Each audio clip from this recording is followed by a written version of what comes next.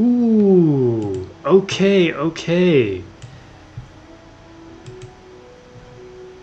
So, are you guys ready? Okay, so we'll start filming in 3, 2, high decorating 1, action. Hey everyone, Turtleags here, bringing you another AFK Journey video. Twitch chat, you can say hi to YouTube, your mom, your future self, whoever you want. As you can see here, it is daily reset, and Nocturne Judicator, our second Primal Lord for Chains of Eternity season, has finally arrived for global servers. So finally, right? Finally. So the structure of this video will be as follows. I have already planned the 3 teams that we will use against this Primal Lord. One will be the best in slot team to run.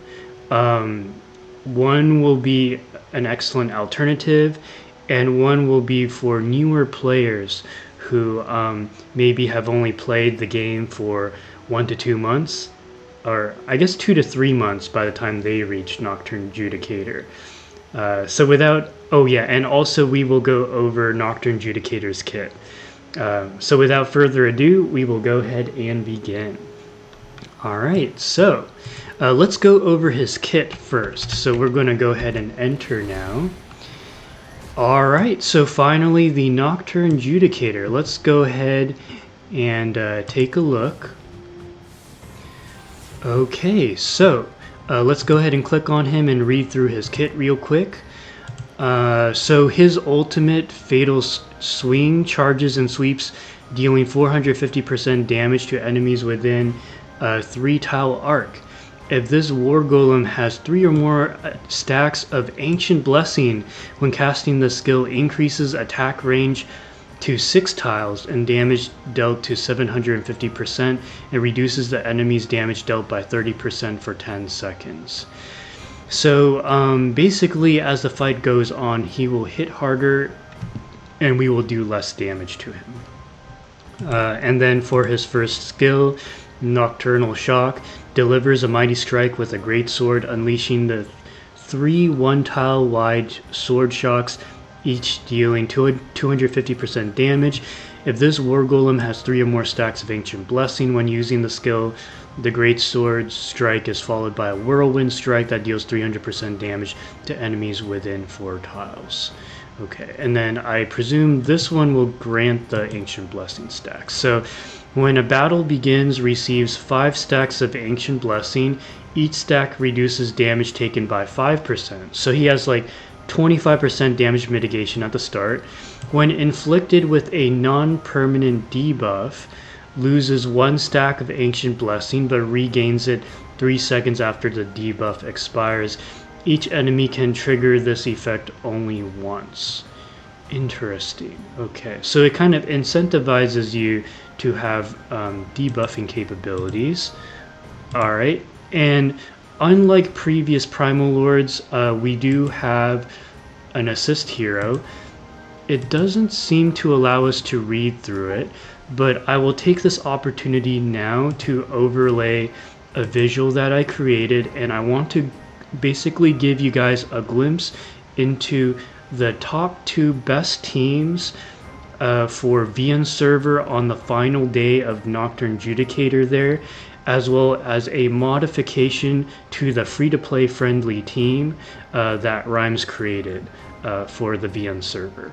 So without further ado, let's begin with this. So the best in slot team on the final day in VN server was this Celeshypo team designed by Enan. Basically, it consists of a Celestial Wilder shell of Foresto, Twins, and Rainier. The idea is that Rainier at Mythic Plus is going to be able to dynamic balance, increasing the enemy's damage taken by 25%. That's the reason you run him. And then you're running Foresto, because Foresto, he is a tank whose damage scales off of the enemy's max HP.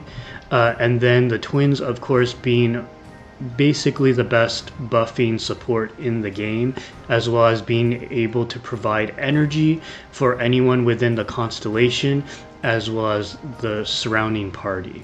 The twins have 3 different ways to provide energy for your team. And then rounding out the team is going to be Smokey, who is basically buffing the entire team, providing additional heals, as well as providing an attack buff for everyone. Is there a no twins option?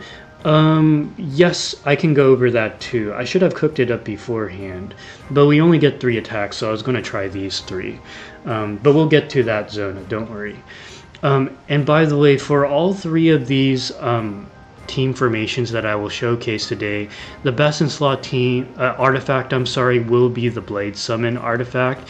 It has a good balance of offensive capabilities that will basically improve the overall damage output of your Midnight Hunter, who, by the way, is going to be on position 13. Now, the second best team, which I think is only 10 bill less than the Celestial Hypogene team, and mind you, by the time Nocturne Judicator went down, from my understanding, the best score was around 178 bill from this Celestial Hypogene team. But if you did not have Resto, for instance, like let's say you're a newer player, you just got your twins to Supreme Plus as your first Celestial Hypogene, which most players should do for Dream Realm purposes, then this is the team that you'll run. The highest score was 168 bill with this team, which is only 10 bill less than the top performing team. So even if you are not a whale, if you are a free-to-play who is smart or a low suspender who is smart, got your twins to Supreme Plus, then this is certainly a team you could run. Basically, you'll be running the twins, this time blue hair in the front as opposed to pink. You're running Kruger for the 40% physical defense shred. You are running Shakir for the Lupine Aura, which I forgot to mention. Yeah, Lupine Aura, it basically improves your damage output while providing some damage mitigation with the Lupine Aura. Sonya is going to be somewhat of a sub DPS, but more importantly, applying some offensive buffs, which I think in this case is going to be on the Judicator. That's the main reason you're doing it in this position. And then, of course, Smokey as well. So because you're running 3 Maulers, it will be the Mauler tiles. Now, I forgot to mention that for this first team, you will want to have 30 tiles activated for your Celestial Hypogenes, so definitely use your resets if you don't have that yet. And then Maulers, I think for Maulers it's a little more forgiving. You can just have like 20 tiles, 20 nodes activated on the Mauler faction talent and be okay. Doesn't really impact as much, but you still want 30 if you can. Also Blade Summon spell. Now for the free-to-play option with you just having the twins, then this is going to be the way. This was designed by Rhymes with Shakir here instead of Mikola. The thing is though, so the reason why I have Mikola here is that I started a free-to-play account on VN server about 8 days ago. And based on the way I planned my wish list, for Dream Realm purposes, I went Smokey and Mikola as my 2 S-rank Maulers, which means that the only way I could have gotten Shakir was if I had Shakir on my Epic wish list, or if I opened one from 60 S-rank orbs. You guys know what I'm talking about. But I'm going to assume that a newer player is not going to have Shakir. My VN account does not have Shakir. So yours might not either. And so for this reason, I think this is a more realistic team formation than what Rhymes suggested. Also, I do think that Mikola provides a little bit more than what Shakir provides, because Mikola with her Courage Sphere, you know, she provides so many offensive buffs. But we'll see. I mean, I don't expect the point differential to be too large, and we don't know all the different teams that VN server tested out. So I think I'm just being realistic here. And if you guys are wondering why Rhymes zigged instead of zagged, I think that I was talking with Twitch chat about this. I think the reason he did that is because when you're a brand new player with only one copy of the twins, you probably only have like 2 or 3 copies of everything else. At most, maybe Mythic. If you're lucky, you'll have like a Mythic plus Sonya, like I have on my VN account. But you have to be like really lucky. Like I got a double on Sonya, so twice. So for this reason, we're assuming that a free-to-play player doesn't even have Mythic Plus of these, and this would be the team you'll run. The nice thing about Kruger is that Kruger is 40% physical defense shred. You don't need his EX weapon for that. Smokey's attack buff, you don't need the EX weapon for that. And yes, you need, I think, Supreme Plus for the Courage Sphere, but the other arena buffs, Mikola has that even without the EX weapon, to my understanding. Twitch chat, you can fact check me on this, but I think that's the case from my memory. Now, as Zona was asking, is there a no twins option? If you cannot afford even a single copy of the twins, then what I would suggest is instead of the twins, either go Shakir, or you could go like Rainier if you have Rainier. Maybe like move Kruger here, put Rainier here, have Rainier dynamic balance Kruger. Those are the top modifications I would suggest. Zona, hopefully you have one of those options. If not, I can help you later on. But anyways, enough yapping. Let's go ahead and playtest these 3 teams. And so first, I have already saved this. Okay, so let's go with the highest performing team by Enan. So as you can see, Rainier is going to dynamic balance the twins. We have Shakir here. We have the Pestos on the glowy tiles. And then we have Smokey here. Yeah, pink hair here. Blade summon. Let's go ahead and run it. Oh, you have, just asking for the rest of the viewers. Got it. Okay, so this is my first run. First run ever, so we'll see how it goes.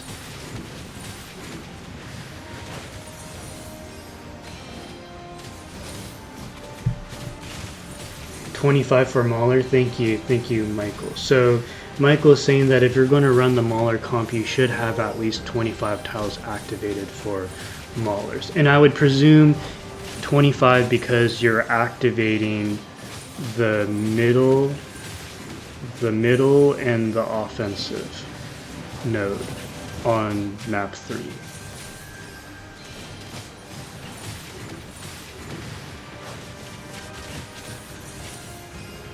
Okay, wow, we're actually doing pretty well. So we might actually get the same score that the VN server got on the final day. Or maybe a little shy of it. Now got top 3. Nice. And after this battle is over, we'll go ahead and show the overview. If you are a free-to-play watching this, I highly encourage you to get 1 copy of the twins. Oh, we got rank 1. Nice. So we got 164 bills. So as you can see here, Fresto did a decent amount of damage. I'm actually quite impressed. And this is the power of Fresto's HP scaling damage output capabilities. But as you can see here, the Midnight Hunter, so if we went over his skills, he does have an ult that also scales off of his Ancient Blessing, which I presume is this skill here. Yeah, he does have 1 additional skill compared to the Nocturne Judicator, which is that the War Golem's HP attack and defense are set to the team's average, and the damage dealt to enemy War Golem is increased by 2000%. Yeah, so this should be a sign that Midnight Hunter's damage output is going to scale way better than any of your DPSs. When struck by a fatal blow, this War Golem deactivates for a brief moment before reactivating with full HP. So that's interesting. We didn't see it here because we ran so many supports. The Midnight Hunter does have the capability of dying, but if he dies, he actually has the ability to revive, it looks like. Which is pretty awesome. Yeah, all offensive and one down the middle. Yes. Okay, so that was attack number 1. So, and this is the number of chests you can expect on day 1 on global server if you're running this team with everyone Supreme Plus minimum. Now we will go ahead and run the second team. So second team, I'm not going to level up just to try to have an as close to apples comparison as possible. We'll go ahead and use Muffin's team. So remember, we had 162 bill, right? It was like 162, 164 bill with the first team. So second team here, instead of Foresta, we're running Shakir. Instead of Rainier, we're running Kruger. And this time blue hair is going to be in front instead of pink. We'll go ahead and run this and see how it goes. So this supposedly will score less. I would presume maybe like 7 bill less. We'll see how it turns out.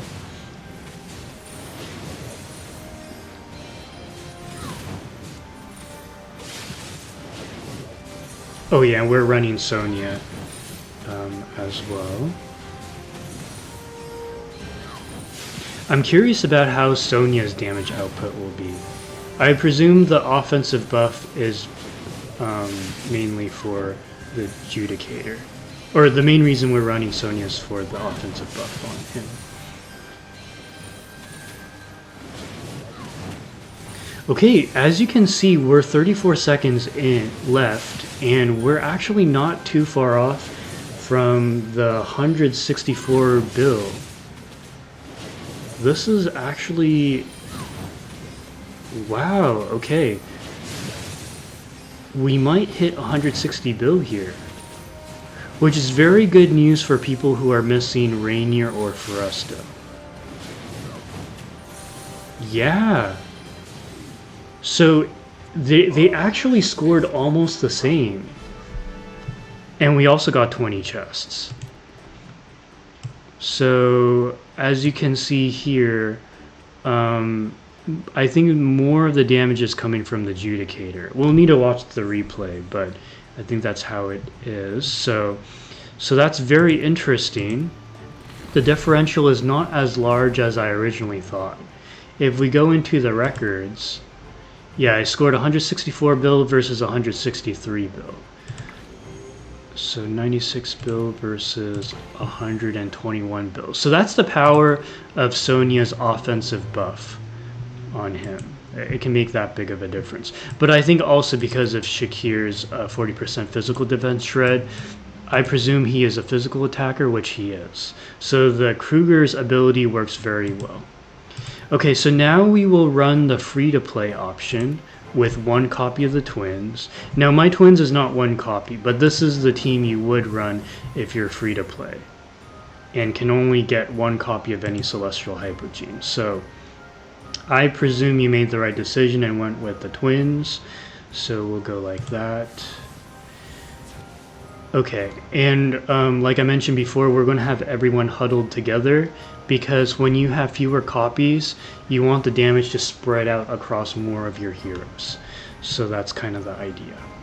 Alright, so let's go ahead and run it. I'm curious how well this team will do. And the only difference between this team compared to the team we ran previously was instead of Shakir, we went with Mikola, and we zigged instead of zagged. So if there is a huge difference in damage performance, I would presume that, yeah, there's something about Shakir that does way more than what Mikola provides. But judging from what I'm seeing right now, we still have 45 seconds left, and we already have crossed the 128 bill mark. So it seems to me that we are on track to get close to 160 bill.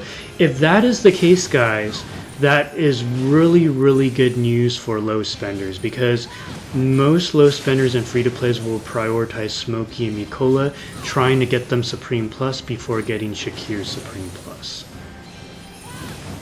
Yeah, I do notice our damage is slowing down though. We just crossed the 150 bill mark, so it seems to me that Shakir is still ideal. Okay, so 154.5 bill, which is not bad. We got one chest less. Rip. But that's okay. And then this is the damage output.